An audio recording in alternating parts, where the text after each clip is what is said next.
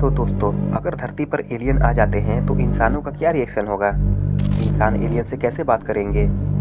और इसके अलावा इंसानों के समाज पर एलियन के आने से क्या प्रभाव पड़ेगा? इंसान यानी कि हम परग्रही जीव के भावनाओं को समझेंगे कैसे, या फिर वो एलियन हमारे फीलिंग को कैसे समझेंगे?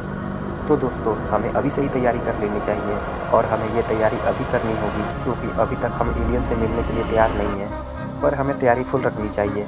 एस्ट्रोनॉट स्पेस में अलग अलग ग्रहों की खोज कर रहे हैं, क्योंकि हम इस धरती पर लंबे समय तक सर्वाइव नहीं कर सकते। हमको एक दिन ना एक दिन इस धरती को छोड़ के जाना ही पड़ेगा। और अगर ये डिस्कवर जल्दी से हो जाता है तो इंसान किसी दूसरे ग्रह पे भी जा सकता है, अपना जीवन वहाँ पे बिता सकता है।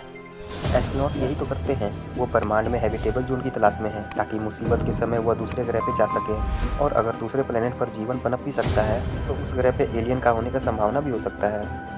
यहाँ तक कि एस्ट्रोनॉट ये कहते हैं कि अगर एलियन धरती पर आ भी जाते हैं तो हम उनका सामना कैसे करेंगे। जरा एक बार आप सोच के देखिए, मान लीजिए एलियन अचानक से धरती पे आ जाते हैं तो हमारे माइंड में जो थिंकिंग उठेगी वो क्या होगी, हम उनसे बात कैसे करेंगे। तो दोस्तों, इसके लिए एक प्रोटोकॉल और हमें एक योजना बनानी चाहिए, तभी तो हम उनसे बोल पाएंगे, कुछ उनसे वार्तालाप कर पाएंगे। और आप जानते हैं, इसके लिए कोई एक नहीं बल्कि हर एक देश के गवर्नमेंट को इस पर सोचना चाहिए। कई एस्ट्रोनॉट और एलियन रिसर्चर्स के मुताबिक यह समय तैयारी करने के लिए एकदम सही है, क्योंकि एलियन सिग्नल को स्कैन करना और उनके रीडिंग की जांच करके उनके लिखावट को समझना ये बहुत पहले ही करना चाहिए।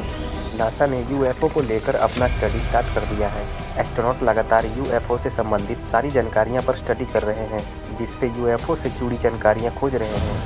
हमसे दूर के तारों में हजारों एक्सोप्लैनेट हैं, लाखों ऐसे ग्रह हैं और उन्हीं में एक मंगल ग्रह है जिस पे हम जीवन की तलाश कर रहे हैं। अगर किसी अदर प्लेनेट पे कोई माइक्रोबियल रूप में अगर जीवन मिलता भी है, या फिर वो सूक्ष्म जीव क्यों ना हो, तो यह विषय हमारे लिए एक चिंताजनक है। पर एस्ट्रोनॉट इसके लिए तैयार है। और वही दूसरी तरफ, अगर किसी दूसरे ग्रह पे हमसे ज़्यादा बुद्धिमान सभ्यता की मुलाकात हो जाती है तो हम अभी तक इसके लिए तैयार नहीं हैं। लॉजिक वाली बात है, एलियन को क्या फ़ायदा होगा हमसे, यानी कि एलियन को हमसे क्या फ़ायदा होगा, और हम इंसानों को उनसे क्या फ़ायदा होगा। और सबसे इम्पोर्टेंट बात क्या है, ये इम्पोर्टेंट बात ये है कि हमको देखने का उनका नज़रिया कैसा होगा। क्या वो मोह माया, परिवार, सुख दुख और हमारी फीलिंग को समझ पाएंगे, या फिर उनका रवैया अहंकारी होगा। आपको तो पता ही है कि इस धरती पे अगर आप दूसरे से कमज़ोर होते हो या फिर आपकी हैसियत कम होती है तो आप मारे जाते हो। वहाँ पे आपकी तनकी भी नहीं चलती, और अपने से कम बुद्धि वाले जीवों को कुछ नहीं समझते हैं। हमको अपने फ़ायदे से मतलब होता है, चाहे उस वजह से हमारे आने वाली पीढ़ियों पर कितना भी बुरा असर क्यों ना पड़े, उससे हमें कोई नहीं फ़र्क पड़ता। तो भला उनको क्या फ़र्क पड़ेगा। Waiting for the next part 2। तब तक के लिए चैनल को सब्सक्राइब करें।